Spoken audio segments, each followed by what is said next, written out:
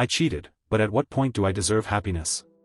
I'll try to keep this as brief and to the point as possible. I'll preface all of this by saying I am a reformed cheating asshole. I know that I fucked up. Let's start with the backstory. I met my wife in HS.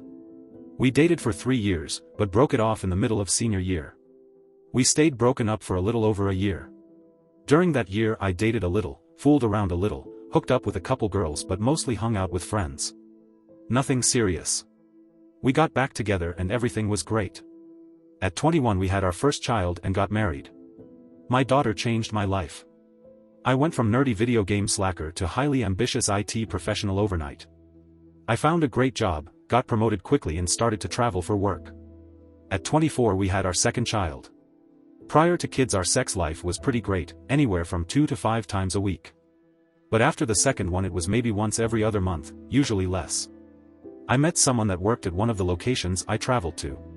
Similar situation, young, married with kids, no sex.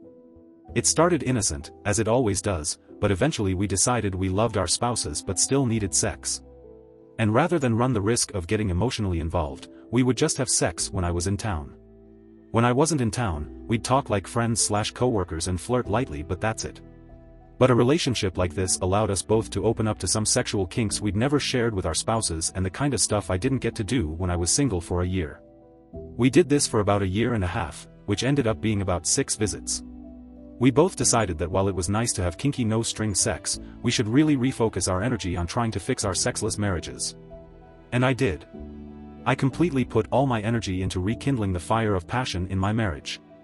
It didn't really work, but everything outside of the bedroom is perfect, so I decided that I was okay with very little sex because she is an amazing woman and I don't want to break up a great family just because I'm not getting sex. I also made a vow to stay faithful, which I did. Then about 2 years ago my wife found a video on the laptop of me and my secret sex buddy. I came clean about everything, admitted I was wrong and vowed to prove that I'm worth trusting. She had some requirements that I accepted without question.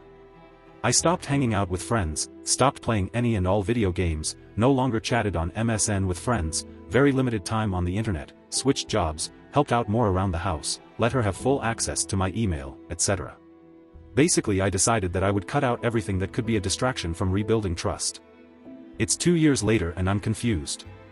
I've been faithful for more than 3 years now and done everything asked of me and more. I've made such major changes in my life and who I am to prove that I can be trusted. But it's made very little difference. Still almost no sex, and she is very mistrusting still. She can have a Facebook but I can't. She can go out with friends occasionally but I can't. I can play a video game but only if it has no online/chat component. We did counseling for about 6 months, and the therapist did say she saw improvements and that I was making a serious effort to prove my trustworthiness and unlikely to cheat again. My wife didn't like sharing details of our life and felt it wasn't helping. Recent a girl I knew in HS contacted me and made it very clear she'd be interested in a sex-only relationship. I told her no, but it made me start to wonder how much punishment should I endure. I feel that Eve tried as hard as I can, and I want it to get better. But I refuse to spend the next 70 years apologizing and walking around with my tail between my legs. But I also don't want to be a weekend-only dad, that would kill me. And I still very much love my wife. I just don't know what to do. TLDR, caught cheating 2 years ago, spent 2 years working hard to re-earn trust but hasn't happened, husband doesn't know what to do. Edit, thanks to everyone commenting. I really do appreciate it and am reading all of them. I also updated this a bit to mention we did try counseling. Relevant comments. Commenter, whatever you do, don't mention the girl in HS. I know you have to be completely honest, but there's no way that would help. Not to judge too much, but your life sounds abysmal. I seriously hope there are incredible, fun things you do that you just didn't mention. If not, you need a serious change to avoid resenting your wife, your child and the world in general. Given that, you need to get some sex from your wife. I don't know how to help you with that, but I'm certain there are tons of relationship resources online, in books, etc. that can help you broach the subject carefully. Also, it sounds like a therapist could be of great help as an impartial arbiter who can explain to your wife, without prejudice, that the current situation is untenable. OP, things are improving. I've been playing some more single-player video games, and I love spending time with my kids, which makes up for a lot of this. Part of this is that I'm so afraid of losing them. Or being a part-time dad. Or some stepdad taking my place. We did go to therapy for about 6 months, roughly a year ago. The therapist said it was very clear that I was committed to improving myself and our relationship and unlikely to cheat again. My wife felt it wasn't very helpful. Update 1. First, let me say thank you to everyone who commented. I read all of them and they helped me more than I can ever say. Thank you, Reddit. What a difference a week makes. I came to Reddit a mere 5 days ago, and the life I had last week is nearly unrecognizable from the one I have today. Wall of text ahead. After reading all the comments last week, I decided I'm not a prisoner and things had to change. I made plans to go out with friends I hadn't seen in over a year on Friday night. On Thursday night I sat down with my wife to try to reopen communication. Let her know that I have needs and wants that aren't being met, and that if we are going to make this work then some changes have to happen. She is my partner, not my warden. She took it pretty well, and seemed to understand where I was coming from and recognized the huge amount of work Eve put into myself and this relationship. It felt like a fairly major breakthrough. We even discussed picking a new therapist and giving that another try. But there was something nagging me the whole time. A Redditor said to me that he went through something similar, but eventually found out his wife was also cheating. Which explained the Alcatraz-style lockdown on his life. I don't know why, but I couldn't shake this thought. I know my wife wouldn't cheat, but she's also a reasonable person, so why the hell have I been on house arrest for 2 years? After a couple days, the thought got the better of me and I put a keylogger on our laptop. I did this Thursday afternoon. Friday comes and I am excited to see my buddies. We talked a little before I left. She was apprehensive but understood this is necessary to rebuild lasting trust in our relationship. And like Reddit suggested, I hardly had anything to drink, answered TXTs and phone class in a timely fashion and got home 20 minutes before I said I would as a show of good faith. My wife is in bed already but sleepily asks how the night went and I said it was great. Saturday morning we discuss it at length. She seems genuinely happy and understanding, and I am beaming ear to ear. Not only did I get to see the buddies, but it appears that I'm making headway in my relationship. Win-win. And while I'm on this euphoric high, I decide that trust is not made with a key logger.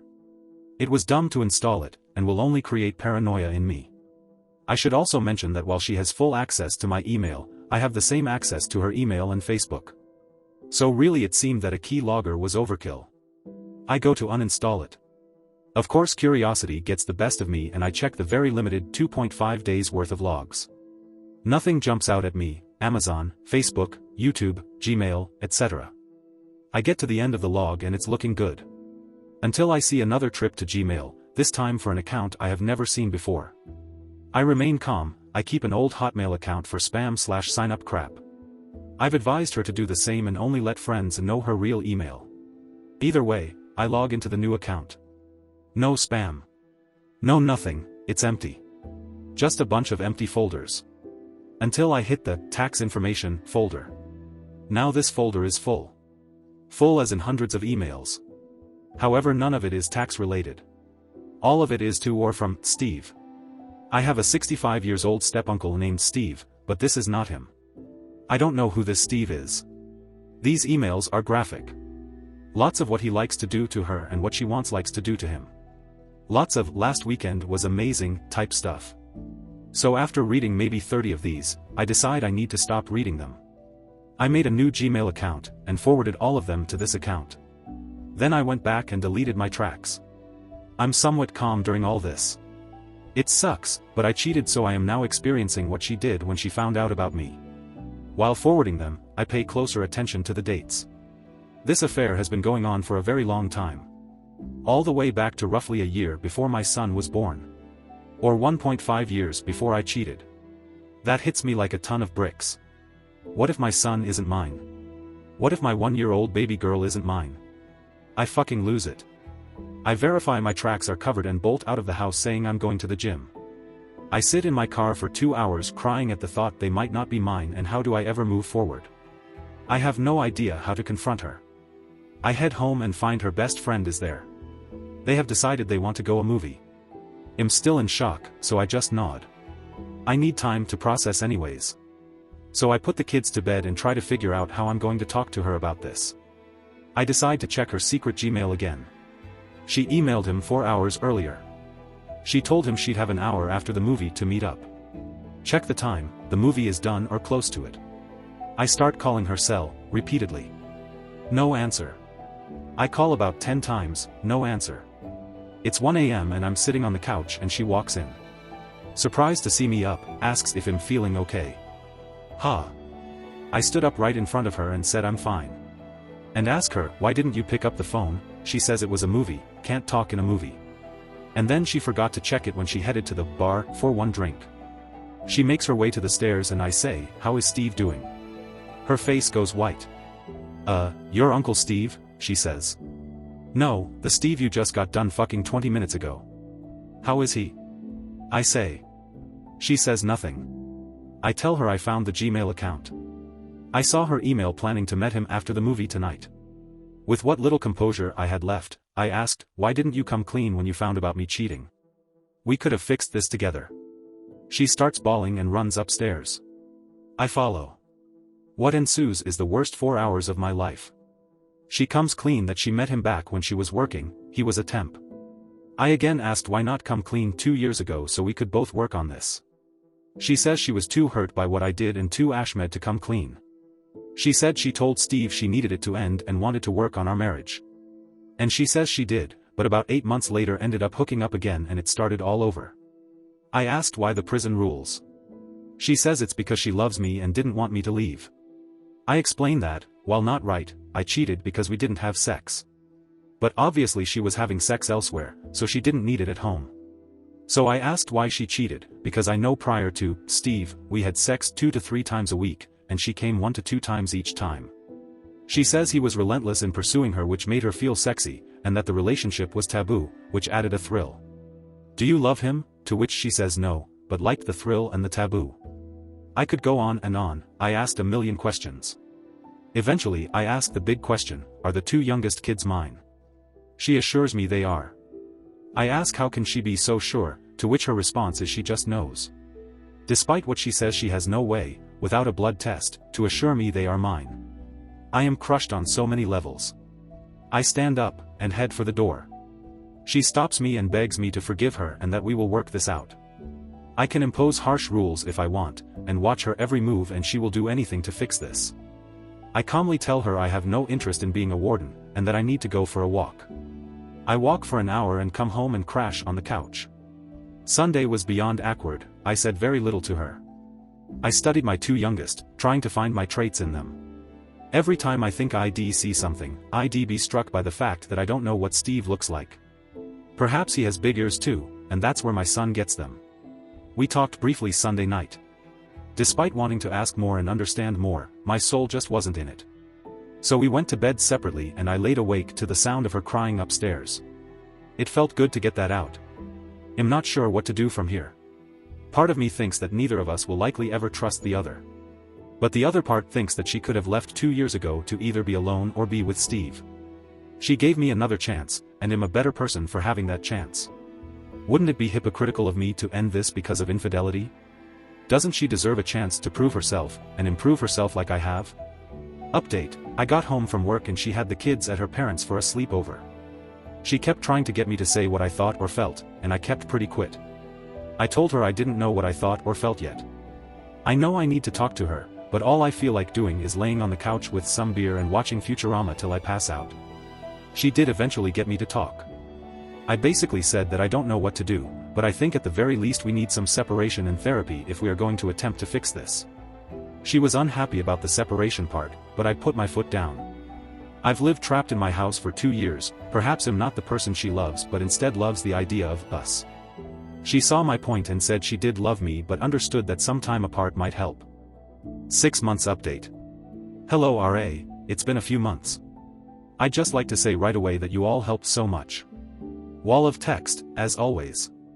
Well, it's 6 months after I found out my wife had been cheating and a lot has changed. After finding out, the first thing I did was get the kids' DNA tested.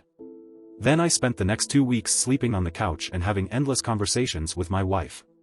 The more we talked, the more I felt like the world's biggest chump. I had poured my soul into fixing the relationship and was racked with guilt while she was out fucking some guy. But I also couldn't see myself just walking away. She'd been in my life since we were 15, we are 29. So I agreed to start therapy immediately and see how I felt after talking to someone else. To say the therapist was a bit shocked by our story is a bit of an understatement. This lady was pretty blunt in saying that nearly all of our problems stem from my wife's actions and she needed counseling just for her, in addition to the couples session. While we were in therapy, I moved out and crashed with my best friend but demanded the house on the weekend so I could be with the kids. My other conditions were that she cut off all contact with Steve and that we talk openly about everything. Any lies, even white lies, and I would be done. I also wanted full control of the bills/budget. She complied.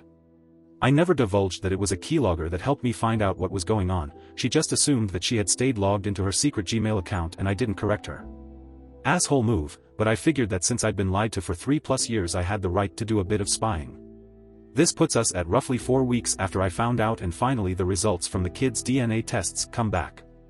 All mine. That was such a relief that I can't even describe it. It almost felt like I didn't care what happened with my wife anymore because I knew my kids were mine and I'd always have them. And one thought stuck in my mind the whole time was, I can accept that people make mistakes, but if she loved me she had the chance to come clean about her mistake when she caught me. Instead she put me on lockdown for years. Who does that to someone they love? I just could stop thinking about that. Therapy was going well, but I was becoming jealous and angry. Always upset. I was away from home all week and then on the weekend I'd tear apart the laptop trying to find out what she'd been doing in my absence. She was checking her secret email and Steve was continuing to email her but she never responded. That was the breaking point. She hadn't shut down the email like I had asked, and while she wasn't responding she was checking the emails. Almost like she was keeping her safety net around so she could go back if things didn't work out. Or maybe not, I don't know. But I didn't want to be an angry and jealous all the time. I didn't want to be a warden. The next day I confronted her and told her I couldn't forgive what she had done. I told her I could probably move past the cheating, but the way I was treated was terrible. I explained how I had pushed friends out of my life and shut myself off from the world to work on us, only to find out I was being kept prisoner so she could keep fucking her boy toy. She broke down crying, saying she'd do anything to salvage the relationship, but it fell on deaf ears. That Monday I contacted an attorney. Fast forward 4.5 months and I have my own place. Divorce is nearly final and I'm finally starting to feel like me again. We are going for 50-50 custody. I've been reconnecting with friends and trying to find new hobbies for when I don't have the kids. I've been on 2 dates because a couple friends wanted to double date, thinking it would help me. It was nice to meet new girls, but I'm just nowhere near ready to trust anyone. Part of me thinks I'll just put off dating until the kids are out of HS. The kids are sad that we aren't together, but we keep all of this away from them. No arguing in front of them and no bashing the other when they aren't around. But either way I think I'm on the road to recovery. And feel free to ask anything, because you guys helped more than I could ever say.